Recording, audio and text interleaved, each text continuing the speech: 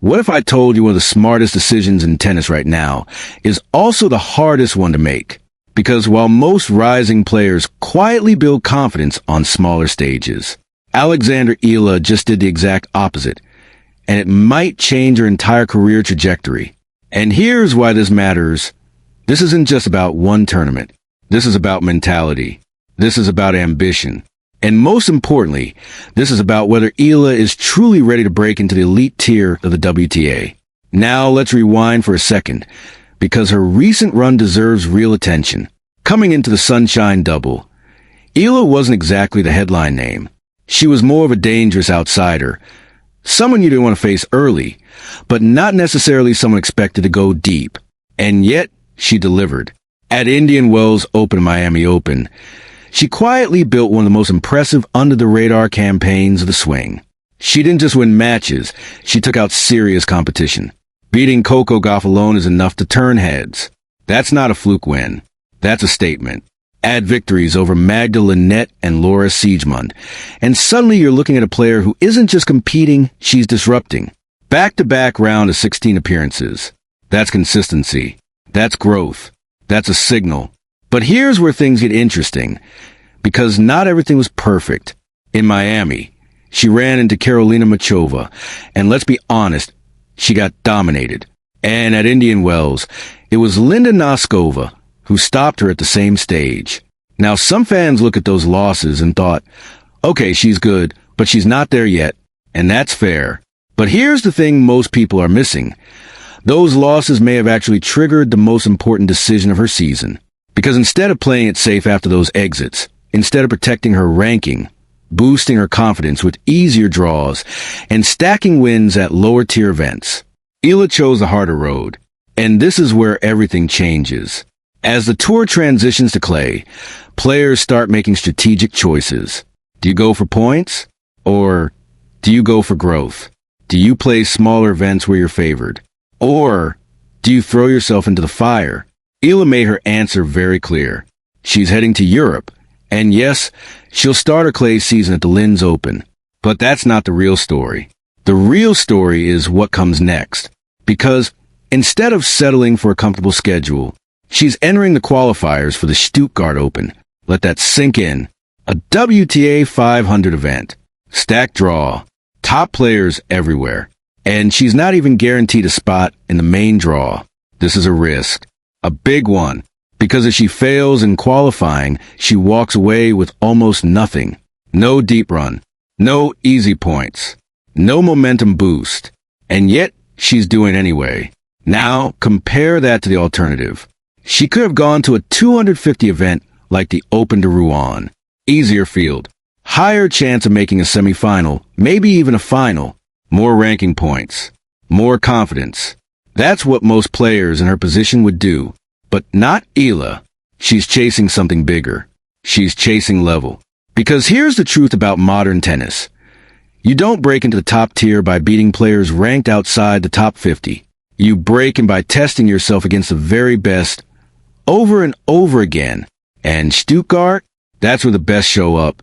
We're talking about names like Aryna Sabalenka, Elena Rybakina, and yes, Coco Gauff again.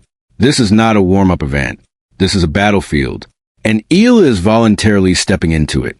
That tells you everything about her mindset.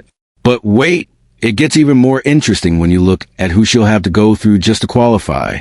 Because this isn't your typical qualifying draw filled with unknown names. Not even close. She's entering as one of the top-ranked players in qualifying, but still not the highest. That spot belongs to Magdalena Frech.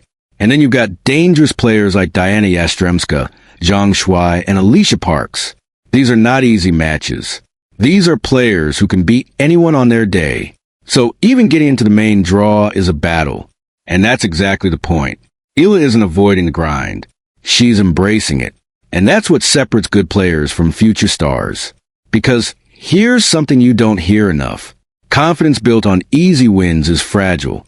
But confidence built in tough environments? That's unbreakable. If Eala fights her way through qualifying, she's not just entering the main draw. She's entering with momentum, with belief, with proof that she belongs. And if she doesn't make it, that might still be a win in the long run. because experience at that level is priceless. Facing power hitters, adapting to clay against elite competition, learning what actually works and what doesn't. These are lessons you cannot get at smaller events. And that's why this decision deserves real credit. But let's zoom out for a second, because this move also tells us something deeper about where Eala sees herself. She's not thinking like a top 50 player. She's thinking like someone aiming for the top 10. And there's a huge difference between those two mindsets. Top 50 players manage their schedules carefully. They protect points. They build slowly. Top 10 players? They hunt. They chase the biggest stages. They want the toughest opponents. Because they know that's where they belong. Eala is starting to think like that. And that's exciting. Because talent alone doesn't get you to the top anymore. Everyone is talented. What separates players now is mentality, discipline, and the willingness to take risks when it matters. This is one of those moments. Now here's the question nobody is asking yet, but everyone should be: what happens if this actually works? What if Eala qualifies? What if she pulls off another big upset? What if she goes on a run in Stuttgart? Suddenly, we're not talking about a promising young player anymore. We're talking about a real contender, a name that top players start preparing for differently, a player that fans start expecting, not just hoping, to go deep.